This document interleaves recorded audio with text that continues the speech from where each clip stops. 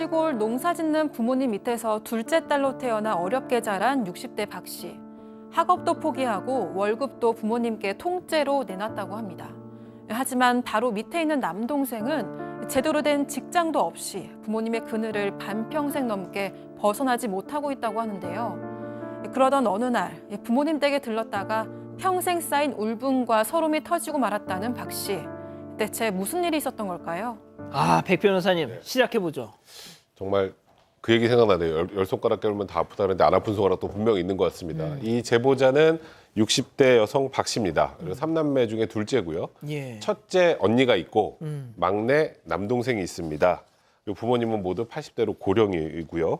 근데 박 씨는 이제 어떻게 이 이후에 사연이 나오겠습니다만 결혼을 하고 형편이 좋지 않아서 정말 어렵게 아이를 키우면서 살아왔는데 그래도 천만다행히 자녀들은 잘 커서 이제 독립을 했다고 합니다.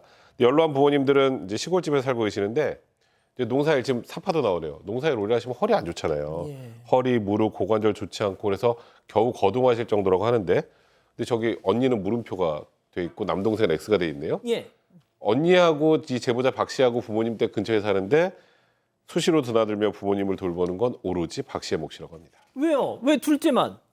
그러니까요. 이제 이 언니는 어렸을 때부터 좀 철딱서니가 없었대요. 그래서 어렸을 때도 집안일을 도와준 적이 없고 항상 이제 도망가는 거죠. 밖으로 도망가고 어른이 된 후에도 역시 마찬가지입니다. 그냥 명절 때 정도나 부모님 찾아뵈는 그런 정도의 사람이에요. 그리고 이제 아들은 그럼 뭐 아들은 또 아들 역할을 했느냐? 못했습니다. 이 아들도 이제 정말로 항상 받을 줄만 알았지 부모님한테 뭐 해드리는 적이 없었고요. 이렇게 아무것도 안 했는데도 어렸을 때부터 그냥 아들이 최고 그러면서 이제 부모님은 항상 아들한테는 주시기만 하는 분이었어요. 혼내지도 않고 탓하지도 않고요. 근데 모든 집안 대소사는 발수 이 둘째 딸 박 씨의 몫이었습니다. 병원에 가는 것도 박 씨가 가는 거고요. 뭐 알아볼 거 있으면 다 박 씨한테 전화해서 이거 알아봐라 아이고. 저거 알아봐라 이렇게 시켰다고 합니다. 이래서 집집마다 둘째들이 서럽다는 얘기를 많이 합니다. 네, 하지만 박 씨가 부모님을 더 돌보고 챙기는 게 힘들다고 제보를 보낸 건 아니었습니다. 박 씨는 어릴 때부터 공부에 대한 욕심이 있었는데요. 하지만 부모님이 중학교까지 보내줘서 검정고시를 봐서 고등학교에 들어갔습니다. 아이고. 이후에도 악착같이 돈을 모아서 대학에도 들어갔습니다. 그런데 부모님이 자취방에 찾아와서는 여자가 무슨 대학이냐, 너만 혼자 잘 먹고 잘 살려고 그러느냐 하고 반대를 해서 결국 중퇴를 하고 말았다고 아이고. 합니다. 박 씨는 이후 취업을 해서 월급을 통째로 부모님께 갖다 드렸고 그 돈으로 남동생을 뒷바라지했습니다. 그러면서도 부모님께 단 한 번도 고맙다는 말을 못 들었다고 합니다. 박 씨 역시도 가족이 행복해야 나도 행복하지라는 마음으로 견뎠다고 합니다. 팀장님 이거 완전 그 아들과 딸 드라마예요, 드라마. 드라마가 똑같은데요. 제가 보기에는 이 박 씨가 사실은 악착같이 일을 해가지고 20대쯤에 아마 괜찮은 아파트까지 마련했습니다. 그런데 부모님이 돈이 필요하다고 사정을 하니까 그 아파트를 팔아서 부모님까지도 도와줬다는 거예요. 당시에는 당연히 그래야 되는 거라 생각했었는데 어느 때 생각하니까 내가 잘못했나 후회도 되지만 그래도 부모한테 들었기 때문에 어느 정도 마음이 안정이 됐었는데 그런데 이 박 씨가 좀 서운한 적이 있었습니다. 왜냐하면 아시다시피 우리나라가 IMF를 겪은 적이 있지 않습니까? 예. 그 당시에 그 박 씨가 상당히 경제적으로 어려웠던 것 같은데 그 당시 어려웠어도 누구 하나도 도와주지 않았다고 합니다. 부모님도 모른 척, 언니도 모른 척, 남동생도 모른 척 가족들이 박 씨에 대해서 전혀 도움을 주지 않았기 때문에 이 박 씨 입장에서는 상당히 서운했던 것이죠. 지금 이러면 어떻게 살아 진짜. 근데 이게 끝이 아닙니다. 이제 진짜 서운한 건 뭐냐면 지금 본인은 이렇게 힘들고 어려워도 아무도 날 도와주지 않고 본인은 집 팔아서 부모님 드리고 그러니까요. 근데 부모님이 그저 아들이라고 하면 없는 돈도 만들어서 쥐어주고 팍팍 지원을 해줬다고 합니다. 이게 남동생이 전형적인 캥거루족이에요. 평생 변변한 직업도 없이 그냥 부모님 그늘 밑에 살아오다가 드디어 몇 년 전 늦게 결혼을 한다고 한 겁니다. 그러니까 이제 부모님은 이제 난리가 났죠. 내 아들이 드디어 결혼을 하는구나. 그래서 갑자기 어디서 돈이 생겨나 싶을 정도로 다른 저 언니나 본인 입이 떡 벌어질 정도로 억소리나는 지원을 해줬다고 합니다. 박 씨한테 맨날 나 돈 없어. 우리 뭐 바꿔야 되는데 네가 좀 내주면 안 되니? 이렇게 맨날 아쉬운 소리만 하다가 그래서 이 부모님 생각하면 너무 서운했는데 박 씨는 제가 보기엔 거의 천사급입니다. 자식 키우는 부모로서 그래 부모님이 얼마나 아들 결혼 보고 싶으셨을까 하면서 그 당시도 참아 넘겼다고 합니다. 교수님 제가 이분이 보낸 이 사연을 직접 읽어봤는데요. 진짜 보살이야. 그냥 살아있는 보살이야 정말. 어? 네. 그러니까 이제 근데 이제 이 박 씨의 묵은 서름이 폭발하는 일이 있었어요. 아, 그래요? 네. 그러니까 이게 집에 이제 시골집에 갔는데 어떤 서류 뭉치가 있는 거예요. 그래서 이 서류 뭉치가 뭐지? 그러고 딱 보니까 부모님께서 시골집하고 땅을 다 저당 잡혀가지고 한 3억 정도를 또 아들한테 해주고. 와우. 진짜 별로 없는 살림에 다 긁어 모은 거예요.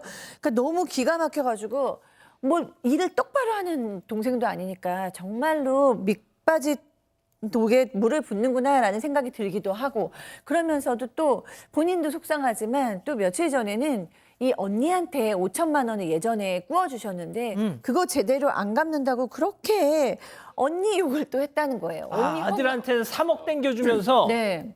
언니 딸한테. 마지 그 딸한테 마지한테 5천 5천만 빌려주고 원 아이고 해주고. 이 집에 이거 좀 갖다 주지도 않은 뭐 이러면서 그러니까요. 그러니까 이제 딸한테는 너무너무 야박하고 아들한테는 한없이 후한 이 부모님이 이제는 너무나 원망스럽다고 합니다. 자, 그럼 여기서 별별 상담소 오늘의 궁금증 짚어보죠. 자, 이 평생 아들만 편애하는 부모님 연을 끊고 싶은데 제가 이기적이냐 이렇게 뭐가 이기적이야? 당연히 끊어야지, 팀장님. 그렇습니다. 저 지금 말하는 이분은 상당히 아까 백 변호사님 얘기했지만 천사가 맞습니다. 우리 때는 둘만 나와 잘 지내자 그랬거든요. 남녀 구별을 안 해야 되는데 부모님이 구별하는 거 잘못된 것 같고 인연을 끊긴 뭐하지만 그 가족 일에 너무 관여하지 마세요. 백 변호사님은 어떻게 생각하세요? 저는 뭐 인연을 끊기 전에 부모님한테 다 쏟아내고 하셨으면 좋겠어요. 아, 진짜. 자기가 겪었던 것 그리고 이게 뭐가 물론 80대 부모님이 그 얘기를 듣고 그래 네 말이 맞다 해줄지는 모르겠습니다만 그래도 속에 이걸 다 담아놓고 인연을 끊으면 마음 편하시겠습니까? 저는 한 번쯤은 부모님에게 본인의 속내를 한번 쫙 다 털어내보시는 게 어떨까라는 개인적인 생각이 좀 듭니다. 백다희 아나운서는 어떻게 생각하세요? 저는 자녀분들을 생각하셔서라도 이제는 조금 거리를 안전하게 두시는 게 좋을 것 같습니다.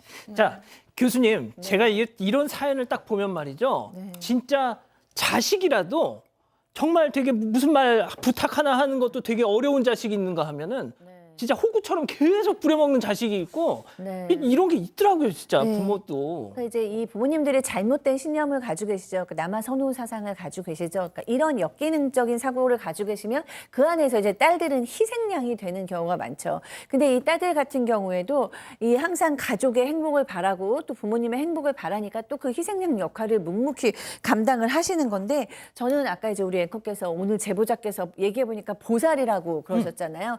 그러니까 너무 보살처럼 많이 참아오셨기 때문에 지금 이 더 울분을 참지 못하고 인연을 끊고 싶다라는 생각이 드시는 거거든요. 그러니까 그 희생을 해오셨기 때문에 이 가정이 그래도 지금까지 유지가 되었던 것 같기는 한데요.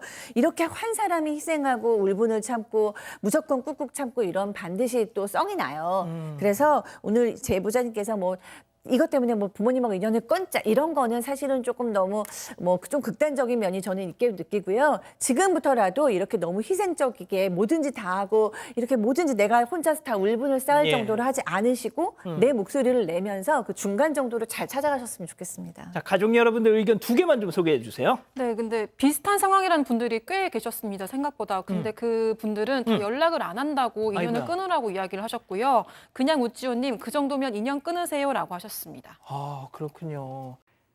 가족 여러분, 여러분들의 구독이 사건 반장의 힘이 됩니다. 구독과 좋아요 부탁드립니다.